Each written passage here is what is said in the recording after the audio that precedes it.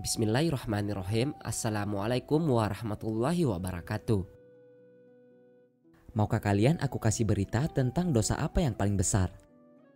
Para sahabat berkata, tentu saja ya Rasulullah. Kemudian Rasulullah melanjutkan pembicaraannya.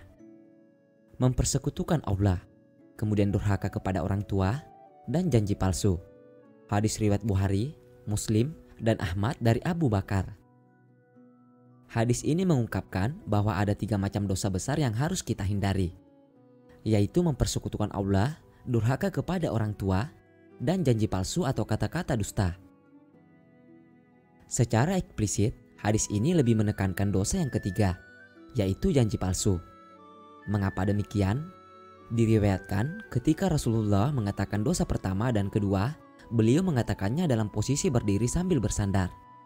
Kemudian beliau duduk dan mengatakan, janji palsu berulang-ulang. Pertama, mempersekutukan Allah. Sudah sangat jelas bagi kita bahwa mempersekutukan Allah adalah rajanya dosa. Dan orang yang melakukannya tidak akan mendapatkan ampunan Allah hingga ia benar-benar kembali kepada Allah.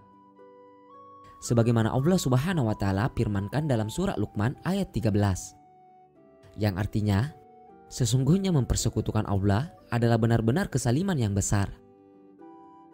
Ayat ini diperkuat dengan sebuah hadis dari Ibnu Mas'ud, di mana Rasulullah mengatakan bahwa dosa paling besar di sisi Allah adalah menjadikan sesuatu sebagai tandingannya, padahal engkau tahu bahwa Allah lah yang menciptakanmu. Kedua, durhaka kepada orang tua. Ditempatkannya durhaka kepada orang tua sebagai dosa besar setelah mempersekutukan Allah. Terasa sangat pantas sekali karena dalam Al-Quran, berbakti kepada Allah selalu digandengkan dengan berbakti kepada orang tua. Allah berfirman, bersyukurlah kepadaku dan kepada kedua orang tuamu. Quran Surah Luqman ayat 14. Bahkan dalam satu keterangan disebutkan, tujuan hidup manusia adalah untuk beribadah kepada Allah dengan tidak mempersekutukannya dan untuk berbakti kepada orang tua. Andai kita cermati ayat-ayat yang berkaitan dengan kewajiban untuk berbakti kepada orang tua, maka kita akan menemui perintah untuk memberikan perlakuan terbaik bagi mereka. Sampai-sampai kita dilarang untuk mengatakan atau sejenisnya. Bahkan kita pun diharuskan tetap berbuat baik kepada mereka walaupun mereka mempersekutukan Allah Subhanahu wa Ta'ala. Quran Surah Luqman ayat 15. Ketiga, janji palsu. Rasulullah mengulang-ulang kata ini sampai 3 kali. Menurut para ahli hadis, pengulangan kata-kata tersebut menunjukkan bahwa mengingkari janji termasuk dosa yang sangat berbahaya. Dalam Al-Quran pun, masalah ingkar janji diulang-ulang sampai beberapa kali. Salah satunya terdapat dalam surah Al-Hajj ayat 30. Yang artinya, maka jauhilah olehmu berhala-hala yang najis itu, dan jauhilah perkataan-perkataan dusta.